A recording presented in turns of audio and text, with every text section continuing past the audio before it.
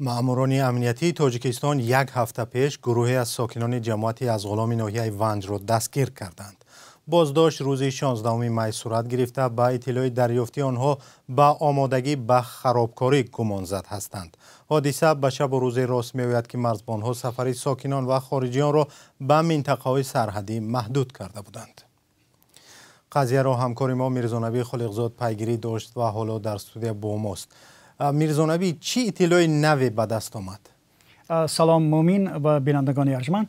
ما با مصنف مهمانوف رئیس جماعت یزغلام صحبت تلفنی داشتیم و گفت که 12 ساکن دهی ژمک برای بازپرسی به دوشنبه برده شدند و با بهانه آنکه قضیه مخفی است و آن را نمایندگان کمیته امنیت ملی تاجیکستان تحقیق دارند تفصیلات نداد. از این قبل رسانه‌های پامیر اینساید و ازدا تیوی روز 22 می درباره بازداشت کمش 35 ساکن دههای ژمک و اندربک یزغلام گزارش دادند. کمیته دولتی امنیت ملی قضیه را شرح نداده است و پامیر اینساید روز 23 می انگیزه عملیات را به معرکه گسترده ضد حجاب روسری پیوند داده است. منبع گفته است مقامات جوانانی را که می توانستند برای رید مشکل ایجاد کنند پیش بازداشت کردند. چند همصحبت رادیو آزادی در جماعت یزغلام بازداشت ساکنان را به آوازها درباره گویا وارد شدن گروهی از جوانان از افغانستان ربط دادند.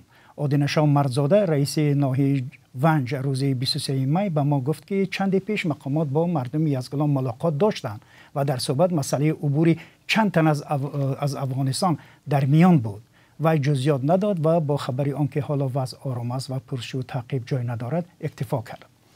میرزانبی، چی طور گفتید تا این دم فرضیه های بازداشتی دست جمعی گوناگون است، ولی جالب است که همان شب و روز مرزبان های تاجیکستان یک اظهارات درباره منطقه های سرحدی داده بودند. آیا میان این هر دو پیوندی هست؟ بله، اشاره شما واقعا درست است. بازداشت ها روز 16 می صورت گرفته است. مرزبان های تاجیکستان روز 17 می از شهروندان جمهوری و خارجیان خواستند که به شناسنامه یا سندهای دیگری تصدیق کننده هویت به منطقه های سرحدی در ختلان و ولایت بدخشان نروند. این دو ولایت در سرحد با افغانستان جایگیر هستند.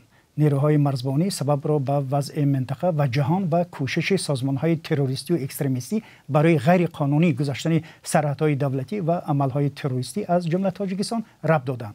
حالا معلوم نیست که بیانیه نیروهای مرزبانی تا کجا به بازداشت‌ها در یزغلام ربط دارد. یک سال پیش در یزغلام 2 عضو جماعت انصارالله که از افغانستان به خاک تاجیکستان آمده بودند کشتند.